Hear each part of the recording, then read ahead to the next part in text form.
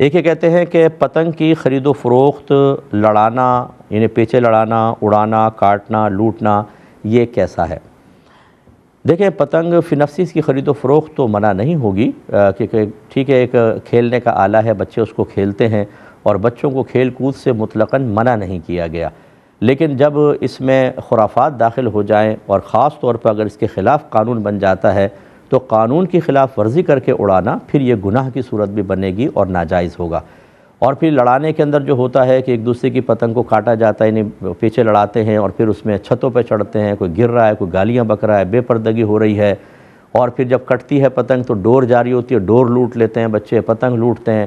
ان میں کافی ساری خرافات، ناجائز اور حرام چیزیں ہیں، لہٰذا ایک سلجھے ہوئے انسان کو تو اسے اجتناب کرنا چاہیے۔ زیادہ سے زیادہ یہ کہ آپ شوقیہ ایک دفعہ کو لے کے کہیں گراؤنڈ میں کھڑے ہو کے تھوڑا بہت اڑا لیا اور وہ بھی عادت نہ بنائی جائے، اس کی بھی گنجائش نکل سکتی ہے۔ لیکن اگر یہ تمام خرافات ہوں، بے پردگی ہے، نمازیں قضا ہو رہی ہیں، گالیاں دے رہے ہیں ایک دوسرے کو، کسی نے پتنگ کاٹ دی تو اور ڈور لوٹ رہے ہیں، یہ سب گناہ کے کام ہوتے ہیں، اس سے اجتناب واجب ہوگا۔ السلام علیکم۔ وعلیکم السلام۔ جی بھائی۔ جی ہمارے فصل کے متعلق کچھ سوال ہے مفتی صاحب۔ بھائی آپ کی بات سمجھ میں آ رہی، منہ تھوڑا پیچھے کر کے ذرا بات کریں گے اپنے فون سے، تھوڑا سا منہ پیچھے کریں اور پھر بات کریں۔ ہمارے فصل کے متعلق سوال ہیں، ہاں بولیں، اس پہ جواب چاہیے۔ بولیں سوال بولیں۔ سب سے پہلا سوال ہمارے یہ ہے کہ ہم کھیتی باڑی کا کام کرتے ہیں، ہاتھ اور پاؤں پر اور خاص طور پر ناخن پر مٹی اور ساول کے نشان ہوتے ہیں۔ غسل کے دوران کیا ان کو اتارنا ضروری ہے کہ یہ نہ اتریں تو غسل ہو جائے گا؟ ٹھیک ہے، اور دوسرا سوال ہے کہ غسل کے پانی میں اگر مثلا چھوٹی کیڑا یا مکھی اس قسم کی چیز چلی جائے تو وہ غسل کے قابل رہے گا؟ ٹھیک ہے، اور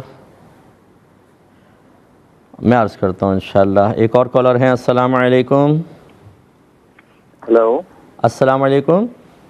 وعلیکم السلام۔ جی بھائی، آواز آ رہی ہے؟ جی آ رہی۔ سر یہ میرا ایک کوشچن ہے، دو کوشچن ہے۔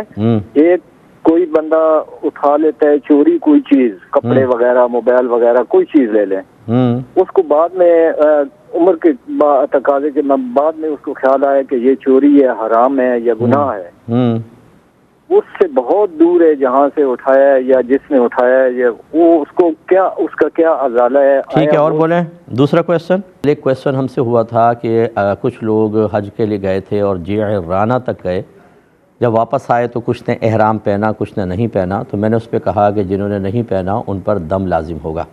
اس کی تھوڑی تصحیح درکار ہے، کیونکہ میرے ذہن میں ایسا تھا کہ جعرانہ میقات سے غالباً باہر ہے، لیکن وہ طائف باہر ہے۔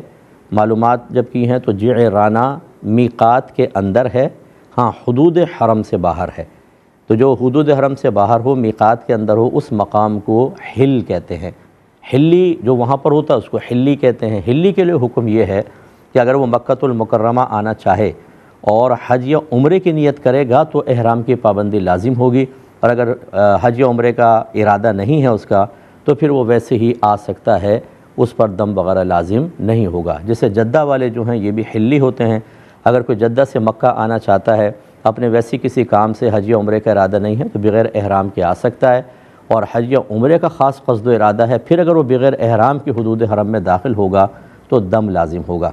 لہٰذا اب جواب یہ ہے کہ جعرانہ سے جو لوگ بغیر مطلب حج یا عمرے کا ارادہ نہیں تھا، آگے مکے میں اسٹے کرنے کا ارادہ تھا، حج کا احرام پھر باقاعدہ 8 ذوالحجہ کو بعد میں باندھنے کا ارادہ تھا، تو پھر ان کے اوپر احرام کی پابندی لازم نہیں تھی، اور جب پابندی لازم نہیں تھی تو دم وغیرہ بھی لازم نہیں ہوگا۔ تو یہ جو مسٹیک میرے ذہن میں پیدا ہوئی وہ صرف جعرانہ کے میقات سے باہر ہونے یا نہ ہونے کے بارے میں تھی۔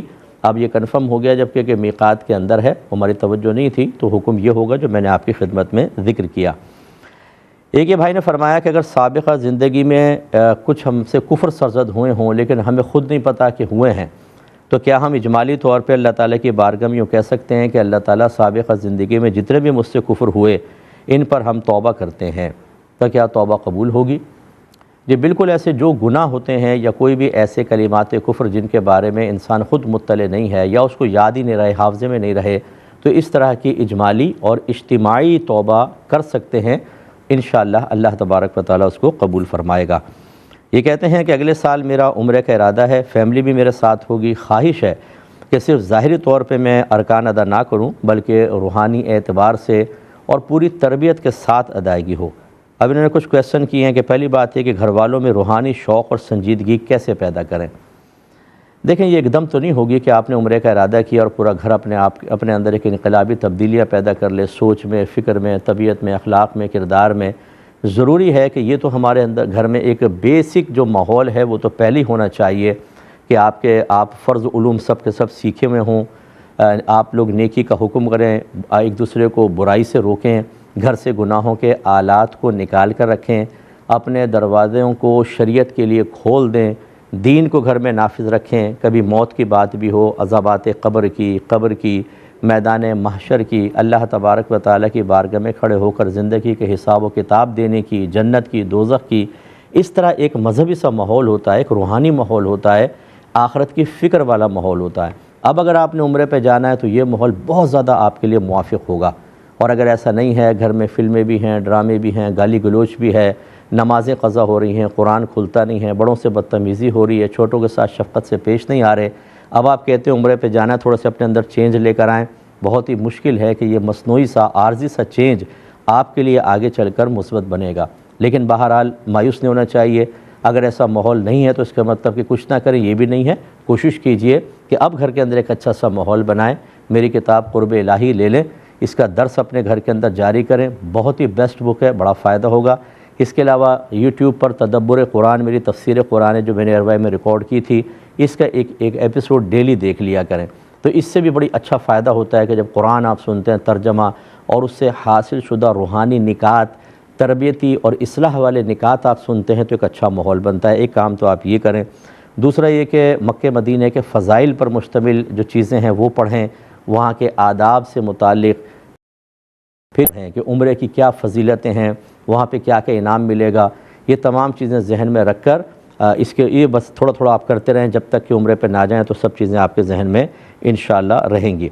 اور اس کے علاوہ صبر کی خاص طور پر کوشش کریں، کیونکہ وہاں جا کر بعض اوقات بے صبری ہو جاتی ہے، ٹرین لیٹ ہو گئی، اگر آپ ٹرین سے سفر کر رہے ہیں وہاں پر مکہ سے مدینہ، مدینہ سے مکہ، ہوتی تو نہیں ہے لیکن فرض کر لیں گاڑی دیر سے آ گئی، کوئی ہوٹل کے روم میں مسئلہ ہو گیا، کھانے پینے میں پرابلم ہو گیا، تو ہم بے صبری کا اظہار کر کے وہاں پہ شکوہ شکایت کرتے ہیں اور اس سے ثواب بہت ضائع ہونے کے امکانات ہوتے ہیں۔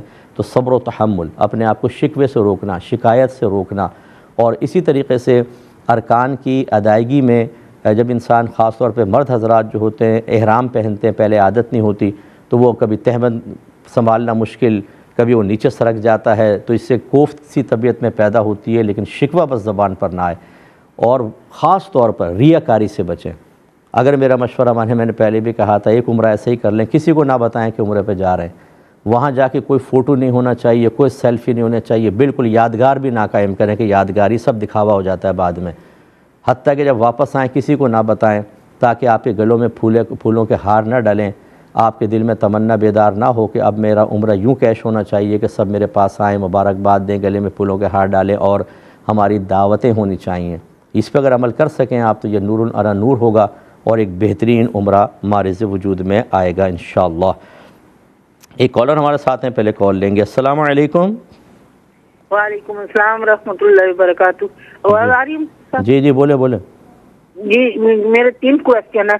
پہلا کویسچن یہ ہے کہ اگر کوئی شخص عادت بنا لیتا ہے کہ آدھا پونا گھنٹہ پہلے جائے فجر سے پہلے، اور نماز تہجد بھی پڑھ لے اور وتر بھی پڑھ لے، تو کیا ایسا کرنا ٹھیک ہے؟ یا پہلے پوچھ چکے ہیں، پوچھے ہوئے کویسچن نہ پوچھا کریں، کوئی نیا پوچھیں، ہم دوسرا جلدی سے پوچھیں۔ جی سیکنڈ کویسچن بولیں۔ دوسرا کویسچن یہ ہے کہ تیمم جو ہے وہ گاڑی میں جا رہے ہوتے ہیں تو مطلب گرم کپڑے وغیرہ پہنے ہوئے ہوتے ہیں، ان کو ہٹانا بھی ذرا مشکل ہوتا ہے، تو تیمم کیسے کریں گے؟ رش اتنا زیادہ ہوتا ہے گاڑیاں۔ چلیں، اور تیسرا کویسچن۔ ایک اور کالر ہیں۔ السلام علیکم۔ وعلیکم السلام۔ جی بہن۔ مفتی صاحب میں نے ایک سوال پوچھنا تھا کہ ایک بہن عمرہ کرنے گئی ہیں اپنی ساری جمع پونجی جمع کر کے، تو 21 دن کا جو پیکج تھا اس میں ایک گروپ کے ساتھ عمرہ کرنے گئی ہیں، تو جو آخری دن تھا نا تو انہوں نے آخری دن رات کو فلائٹ تھی تو صبح سویرے سوچا کہ میں آخری ایک دفعہ اور عمرہ کر لیتی ہوں، عمرے کی نیت سے مسجد عائشہ چلی گئی. مسجد عائشہ سے انہوں نے نیت کی عمرے کی اور نفل پڑھ کے وہ دو نیت کرتے ہوتے ہیں نا، نیت کی، احرام باندھا. تو مختصر کریں بہن، مختصر کریں، بس جلدی بتائیں آخر کیا ہوا. ہاں جی، وہ واپس آئی ہیں تو نیت کر کے جب واپس پہنچی تو ان کے پیریڈ سٹارٹ ہو گئے. اچھا اب نا وہ ظاہر رات کو تو فلائٹ تھی، وہ انہوں نے وہ عمرے کی نیت وغیرہ تو کی ہوئی تھی لیکن وہ واپس آ گئی، عمرہ نہیں کر سکی، ان کے نا مین سے سٹارٹ ہو گئے. اچھا اب پوچھنا یہ ہے کہ ان پہ ظاہر دم واجب ہو گیا ہوگا، اب اگر وہ افورڈ نہیں کر سکتی تو اب ظاہر وہ تو ان کی ساری جمع پونجی تھی وہ چلی گئی، ایک دفعہ تو وہ چلی گئی، اب دوسری دفعہ وہ جا نہیں سکتی. اچھا اب دم کیا ہوگا، کس طرح سے؟ بس ٹھیک ہے میں بتاتا ہوں. اور کوئی کویشچن آپ کا اگلا؟ انہوں نے ایک پڑوسی ملک سے کویشچن تھا کہ میں ایک جگہ نوکری کرتا ہوں لیکن مالک مجھے نماز نہیں پڑھنے دیتا، تو میں نوکری چھوڑ دوں یا کیا کروں؟ جی بالکل، آپ کو اگر دوسری نوکری اویلیبل ہے اور مل جاتی ہے، کوئی ایسا بڑا مسئلہ نہیں ہے، تو ایسی جگہ پر نوکری کرنا کہ جہاں پر نماز یا جمعے کی پابندی ہو اور جب کہ آپ کو متبادل جاب بھی آرام سے مل سکتی ہو، تو ایسی جگہ نوکری کرنا حرام ہوگا، یہ چھوڑنا واجب ہے، کیونکہ اللہ کی ڈیوٹی مقدم ہوتی ہے، انسان کی اس کے بعد ہوتی ہے. ہاں بعض صورتیں ایسی ہوتی ہیں کہ انسان بہت ہی غریب ہے اور بیچارہ وہ کسی اور کی